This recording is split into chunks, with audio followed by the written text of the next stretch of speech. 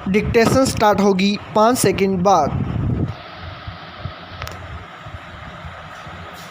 Yes, 20वीं सदी में मानव ने विज्ञान के क्षेत्र में प्रगति की जो उड़ान भरी, इससे पहले वह कभी इतना न कर सका था।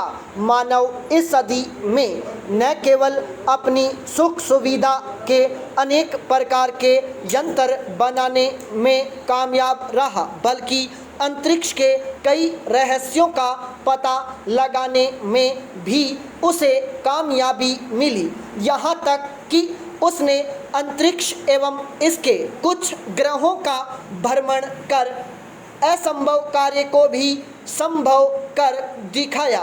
मानव की इस प्रगति में कई प्रकार की नवीन तकनीकों का विशेष योगदान रहा है।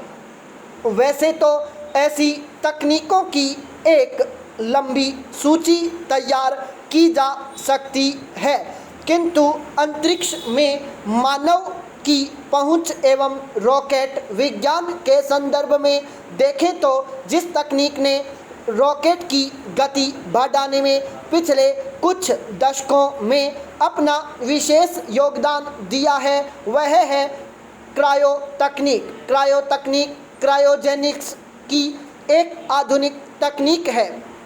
क्रायोजेनिक्स के अंतर्गत परम शून्य तापमानों एवं इन्हें प्राप्त करने की प्रक्रिया का अध्ययन किया जाता है। इसमें नाइट्रोजन, ऑक्सीजन एवं हीलियम जैसी गैसों के तरल रूप के भंडारण, उनके उपयोग तथा परम शून्य तापमान पर यांत्रिक परिस्थितियों का भी अध्ययन किया जाता है। क्रायोजेनिक्स का हिंदी रूपांतर निम्नतापिकी है। इस तकनीक की शुरुआत 20वीं सदी के उत्तरार्ध में हुई थी। पाई पेराचेंज, इस संसार के सभी गैसीय व तरल पदार्थ न्यूनतम तापमान में जमकर ठोस रूप में आ जाते हैं। केवल हीलियम एक ऐसी गैस है जो न्यूनतम तापमान की स्थिति में हमेशा द्रव रूप में ही रहती है। द्रवीभूत हीलियम का प्रयोग कई कार्यों में किया जाता है। क्रायोजेनिक्स का प्रयोग प्रशीतन में किया जाता है। इसके लिए द्रवीभूत नाइट्रोजन का प्रयोग किया जाता है। क्रायोजेनिक्स तकनीक से द्रवीभूत नाइट्रोजन के प्रशीतन द्वारा बैक्टीरिया, एंजाइम, ऑक्सीकरण तथा रासायनिक अभिक्रियाओं के कारण होने वाली सड़न प्रक्रिया को कम किया जाता है। यह तकनीक खाद्य पदार्थों को कई दिनों तक स्वाद, सुगंध एवं रोग पोषक तत्वों से भरपूर रखने में भी मददगार साबित होती है। इसलिए इस तकनीक का प्रयोग फल, फूल, सब्जियों एवं सड़ने वाले खाद्य पदार्थों को प्रशीतित कर एक जगह से दूसरी जगह भेजने के क्रम में उन्हें सुरक्षित रखने के लिए किया जाता है। इस तकनीक का प्रयोग चिकित्सा के क्षेत्र में भी किया जाता है। अस्पतालों में रोगियों के रक्तदान के लिए रक्त को सामान्यतः 3 सप्ताह से अधिक समय तक परिरक्षित नहीं रखा जा सकता। अब क्रायोजेनिक्स के माध्यम से द्रवीभूत नाइट्रोजन का प्रयोग कर रक्त को कई महीनों ही नहीं, कई सालों तक भी सुरक्षित रखा जा सकता है। सामान्य शल्य क्रिया के क्षेत्र में भी क्रायोजेनिक्स काफ़ी उपयोगी है। पार्किंसन रोग तथा अनैच्छिक संचालन की अन्य विकृतियों के इलाज के लिए भी इसका प्रयोग किया जा सकता है। इस तकनीक के माध्यम से फोड़ों को प्रशीतित करके रक्तस्राव के बिना ही उन्हें ठीक किया जा सकता है। आँखों का मोतियाबिंद दूर करने तथा टॉन्सिल के ऑपरेशन में भी रक्तहीन क्रायोसर्जरी संभव है। तेल शोधक कारखानों में प्राकृतिक गैसों के संरक्षण के लिए इसका प्रयोग किया जा सकता है। आजकल घरेलू ईंधन के रूप में LPG का प्रयोग बढ़ा है। पहले प्रशीतन की अच्छी तकनीक उपलब्ध नहीं होने के कारण इसके भंडारण एवं अन्य कार्यों के दौरान इसकी भारी क्षति होती थी। क्रायोजेनिक्स की मदद से न केवल इनके अच्छे भंडारण में सफलता मिलेगी बल्कि काफ़ी अधिक मात्रा में इनकी क्षति भी रोकी जा सकेगी। इस तरह यह तकनीक देश की अर्थव्यवस्था के लिए काफ़ी मददगार साबित हो सकती है। कृषि एवं पशुपालन उद्योग में इस तकनीक का व्यापक प्रयोग संभव है।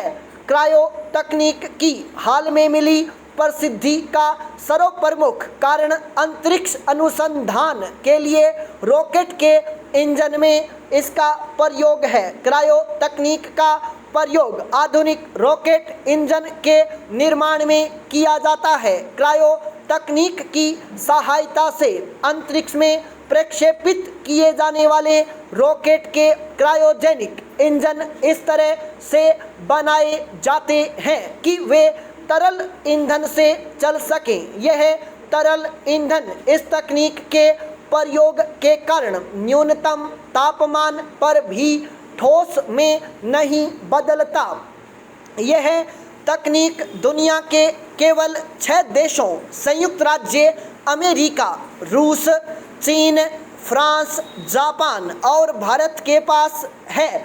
क्रायोजेनिक इंजन की क्षमता अत्यधिक होती है। आजकल भूस्थिर कक्षा उपग्रह के प्रक्षेपण में क्रायोजेनिक इंजन वाले रॉकेटों का ही प्रयोग किया जाता है।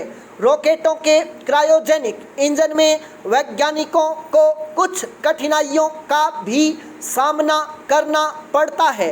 अन्य द्रव्य प्रणोदकों की तुलना में क्रायोजेनिक तरल प्रणोदकों का प्रयोग कठिन होता है। इसकी मुख्य कठिनाई यह है कि ये बहुत जल्दी वाष्प बन जाते हैं। इन्हें अन्य तरल प्रणोदकों की तरह रॉकेट खंडों में नहीं भरा जा सकता। रॉकेटों के क्रायोजेनिक इंजन के टरबाइन और पंप को भी जो ईंधन और ऑक्सीकारक दोनों को दहन कक्ष में पहुंचाते हैं, खास किस्म की मिश्र धातु से बनाया जाता है। द्रव हाइड्रोजन और द्रव ऑक्सीजन को दहन कक्ष तक पहुंचाने में जरा सी भी गलती होने पर कई करोड़ रुपयों की लागत से बना GSLV रॉकेट रास्ते में जल सकता है। भारत द्वारा छोड़े गए GSLV रॉकेटों में इस प्रकार की दुर्घटना 1-2 बार हो चुकी है।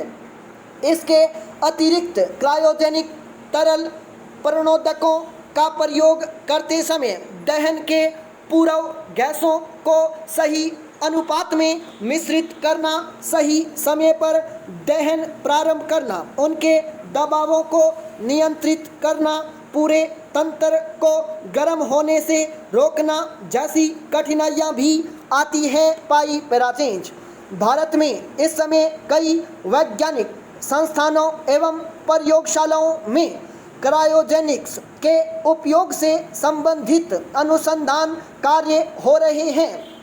इसमें टाटा फंडामेंटल रिसर्च इंस्टीट्यूट, राष्ट्रीय भौतिक प्रयोगशाला, Indian association for cultivation of sciences, Delhi विश्वविद्यालय का भौतिकी विभाग, भारतीय विज्ञान संस्थान, सॉलिड स्टेट फिजिक्स लेबोरेटरी और इंडियन इंस्टीट्यूट ऑफ टेक्नोलॉजी शामिल हैं। भारतीय अंतरिक्ष अनुसंधान संगठन भी अब इस तकनीक का प्रयोग अत्याधुनिक रॉकेट इंजन बनाने के लिए करता है। 5 जनवरी 2014 को भारत द्वारा श्री हरिकोटा से पहला स्वदेश निर्मित क्रायोजेनिक रॉकेट GSLV D5 का सफलतापूर्वक प्रक्षेपण किया गया है। इसके प्रक्षेपण के बाद इसरो के अध्यक्ष के राधाकृष्णन ने कहा था, यह देश की अति महत्वपूर्ण उपलब्धि है। क्रायोजेनिक इंजन तकनीक संपन्न विश्व के इन्हें गिने राष्ट्रों में अब भारत भी एक है। स्टॉप।